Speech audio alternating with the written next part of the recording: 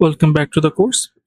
আজকের লেকচারে আমরা ফিচার স্কেলিং অর্থাৎ ডেটা নর্মালাইজেশন বা স্ট্যান্ডার্ডাইজেশন সম্পর্কে একটু ডিটেলে দেখব। প্রিভিয়াস লেকচারগুলোতে আমরা কিছুটা আইডিয়া নিয়েছিলাম, স্পেশালি গ্রেডিয়েন্ট ডিসেন্ট আমরা আলোচনা করেছিলাম।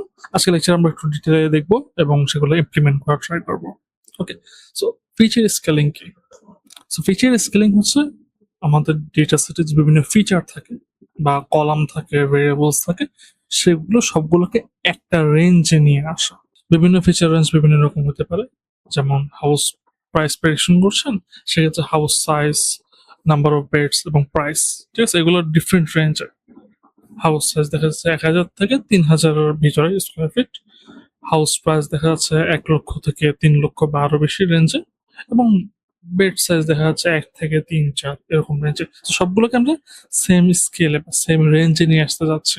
এটা করলে যে সুবিধাটা হয়, বিভিন্ন অ্যালগোরিদম যেগুলো অনেক সময় ভ্যালু বেশি হলে বা ভ্যালুর রেঞ্জ বা ম্যাগনিটিউড যদি বেশি হয়, সেক্ষেত্রে সেই ফিচারগুলোকে বেশি প্রাধান্য দেয়।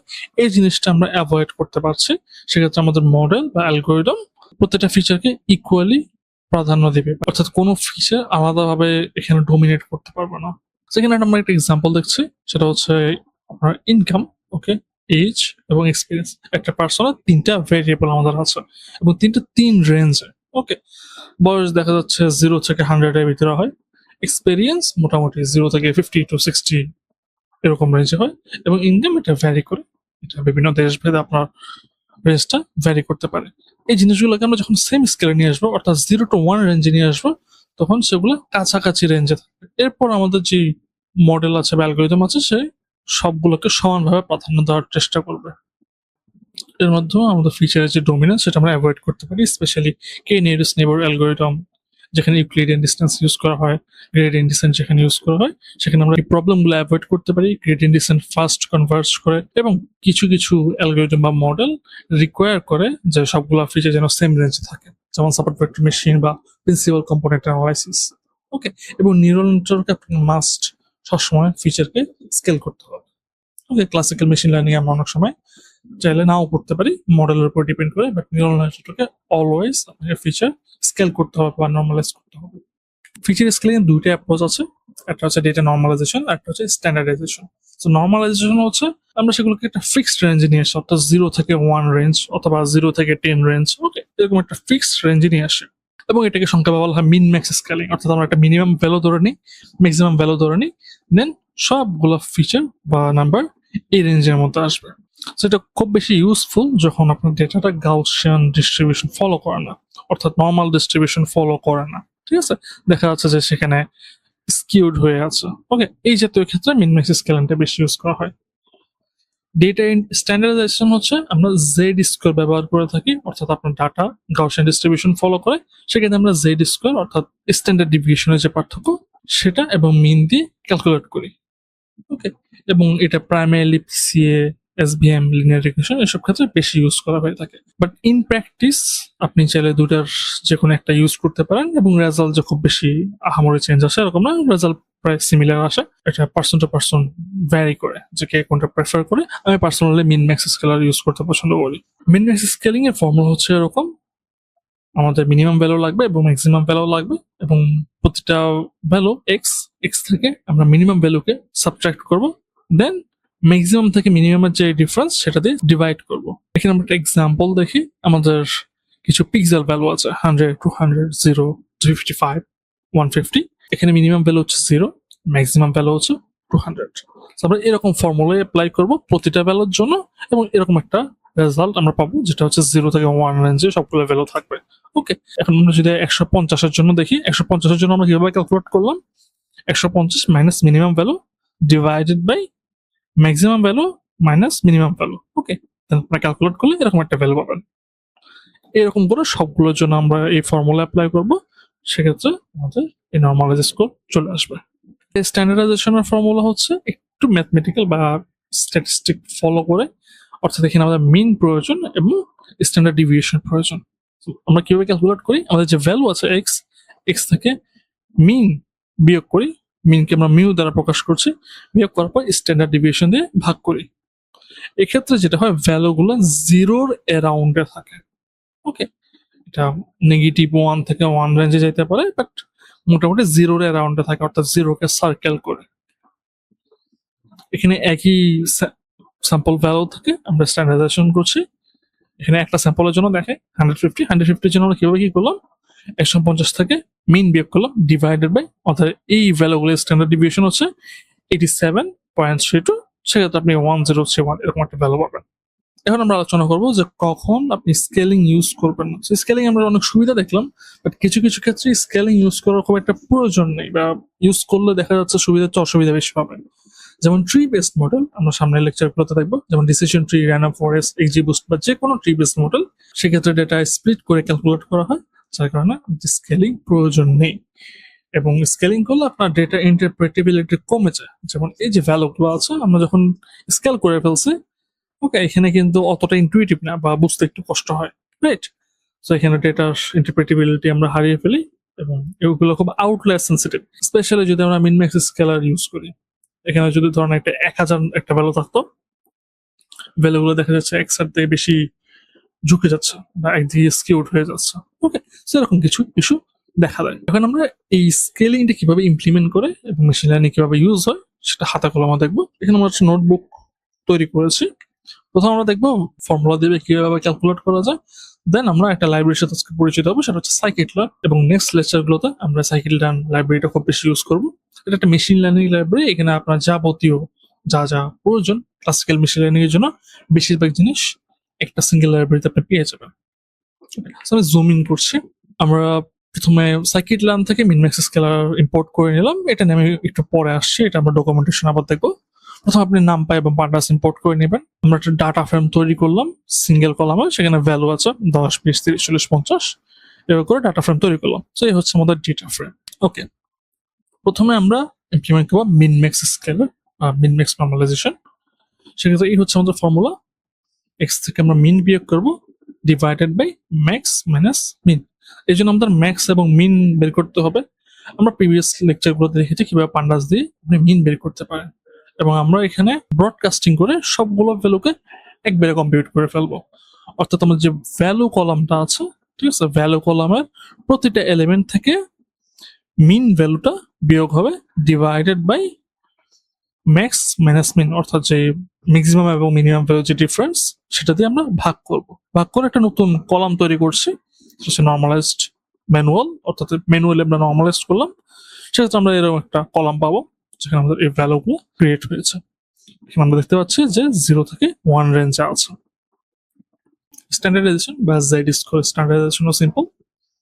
আমাদের এখানে মিন বের করতে হবে এবং স্ট্যান্ডার্ড ডিভিয়েশন বের করতে হবে। মিন বের করার জন্য আমাদের মিন মেথড আছে, এবং স্ট্যান্ডার্ড ডিভিয়েশনের জন্য আমাদের স্ট্যান্ডার্ড ডিভিয়েশন মেথড আছে। এর মাধ্যমে আমরা এই ফর্মুলাটাকে ইমপ্লিমেন্ট করলাম, ইমপ্লিমেন্ট করে ভ্যালু ক্যালকুলেট করলাম। এখানে পাশাপাশি আমরা ম্যানুয়াল নর্মালাইজেশন এবং ম্যানুয়াল স্ট্যান্ডার্ডাইজেশনের ভ্যালু দেখতে পাচ্ছি। এখানে দেখতে পাচ্ছি আমাদের ভ্যালুগুলো 0 এর অ্যারাউন্ডে আছে, ওকে, 0 এর চারপাশে সার্কেল করছে, সেন্টার করছে। এখন আমরা দেখবো প্র্যাকটিক্যালি আপনারা যখন ডেটা সেট নিয়ে কাজ করবেন কিংবা মেশিন লার্নিং প্রজেক্ট করবেন, তখন কিভাবে স্কেলিং করবেন। তো সবসময় যে আপনাকে এরকম ম্যানুয়ালি কোড করে করতে হবে ব্যাপারটা এমন না। scikit-learn একটা খুব পপুলার লাইব্রেরি, যেটা মেশিন লার্নিং এ খুব বেশি ইউজ হয়, এবং সামনের লেকচার গুলোতে আমরা এটা খুব বেশি ইউজ করবো। সেই লাইব্রেরিতে এই ফাংশন এবং মেথড গুলো বিল্ট ইন আছে। আমি ডকুমেন্টেশনের লিঙ্ক রিসোর্স সেকশনে দিয়ে দিব, এখানে আপনারা পড়তে পারবেন। তো এখানে একটা ক্লাস আছে, সেটা হচ্ছে scikit-learn.preprocessing। এই প্যাকেজের মধ্যে একটা ক্লাস আছে, সেটা হচ্ছে মিনম্যাক্স স্কেলার নামে। মিনম্যাক্স স্কেলার কি করে, এই যে এক্সাক্ট এই ফর্মুলাটা অ্যাপ্লাই করে, আমরা যেটা এখন অ্যাপ্লাই করলাম সেটা অ্যাপ্লাই করে, কিন্তু আমরা কিভাবে ইউজ করবো, প্রথমে আমাদের যে মিনম্যাক্স স্কেলার ক্লাস আছে সেটা ইনিশিয়ালাইজ করতে হবে।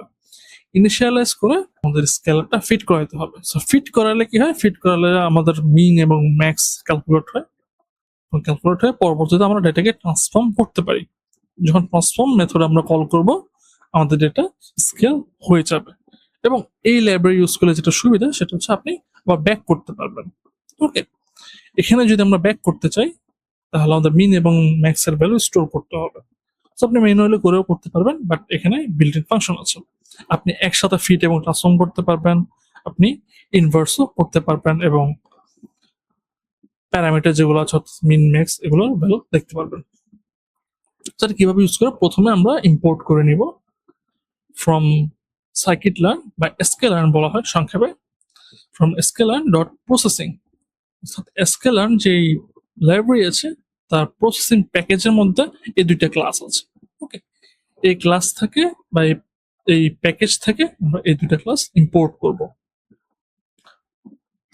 ইম্পোর্ট করার পর সিম্পলি যখন আপনি ইউজ করবেন, আমরা এখানে একটা স্যাম্পল ডাটা সেট তৈরি করলাম, ঠিক আছে, জাস্ট 5টা স্যাম্পল।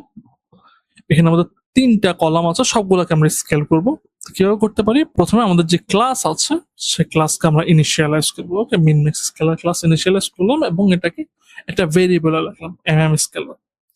এরপর এই ক্লাসে আপনি যখন ফিট দিবেন অথবা ফিট ট্রান্সফর্ম দিবেন, আপনার ডেটা সেট ট্রান্সফর্ম হয়ে যাবে। সো আমি আরেকটা সেল তৈরি করি, সেল তৈরি করে এখানে দেখাচ্ছি, আই থিঙ্ক আপনাদের ইজি হবে। ওকে, সো হাউস ডিএফ, এই ভেরিয়েবলে আমাদের একটা ডেটা ফ্রেম আছে, এটাকে আমরা স্কেল করতে যাচ্ছি। সো প্রথমে আমরা মিনম্যাক্স স্কেলার ইম্পোর্ট করে নিব। ওকে, আমরা মিনম্যাক্স স্কেলার ইম্পোর্ট করে নিলাম। এখন মিনম্যাক্স স্কেলার এই ক্লাসটা ইনিশিয়েট করতে হবে এবং ইনিশিয়ালাইজেশনের পর আমরা সেটাকে একটা ভেরিয়েবল স্টোর করব। ওকে, ইনিশিয়ালাইজেশনের পর আমরা ডেটা এই ক্লাসে ফিট করাতে পারি। ওকে, এই ফিট মেথডের মাঝখানে আমরা আমাদের ডেটা ফ্রেম দিব, আমাদের কাছে সেটা হচ্ছে হাউস ডিএফ। ওকে, ফার্স্ট স্টেপ কমপ্লিট হয়েছে, আমরা ইনিশিয়ালাইজ করলাম এবং আমাদের ডাটা ফ্রেমে এটা ফিট করলাম। এরপর আমরা এখন ট্রান্সফর্ম করব, অর্থাৎ আমাদের যে ডাটা ফ্রেম আছে সেটাকে ট্রান্সফর্ম করে স্কেল করে ফেলবো। তো ট্রান্সফর্ম মেথডের মাঝখানে আমাদের হাউস ডাটা ফ্রেম আমরা দিলাম এবং এন্টার করলে আপনি দেখবেন একটা অ্যারে তৈরি হয়েছে, অর্থাৎ যে ডাটা ফ্রেমটা ছিল হাউস ডাটা ফ্রেম, এই ডাটা ফ্রেমের ভ্যালুগুলোকে স্কেল করে এই মেথডটা আমাদেরকে একটা অ্যারে প্রদান করেছে। ওকে, আমরা চাইলে এখন এই ভ্যালুগুলো ডিরেক্ট রিপ্লেস করে ফেলতে পারি অথবা ধরেন আরেকটা ডাটা ফ্রেম আমরা তৈরি করতে পারি। চারটা ডাটা ফ্রেম কিভাবে তৈরি করা যায়? আমরা পিডি ডট ডাটা ফ্রেম এই মেথডটা নিলাম এবং যে কলাম আছে কলামের ক্ষেত্রে আমরা এই কলাম নেমগুলো ইউজ করতে চাচ্ছি। সেক্ষেত্রে আমরা এখানে কলাম প্যারামিটারে হাউস ডিএফ এর কলামগুলো দিয়ে দেবো। সেক্ষেত্রে আমাদের একটি স্কেলড ডাটা ফ্রেম আমরা পেয়ে যাব। এবং আপনি এইভাবে ফিটের পরে আবার ট্রান্সফর্ম এভাবে না করে ডিরেক্ট ফিট ট্রান্সফর্ম করতে পারেন, অর্থাৎ ওকে এভাবে দিলে হবে কি আপনার ফার্স্টে ফিট হবে এবং ট্রান্সফর্ম হবে, দুটা একসাথে হবে। সো মাঝে মাঝে কোড এক লাইন কমাইতে চাইলে আপনারা এই মেথডটা ইউজ করতে পারেন।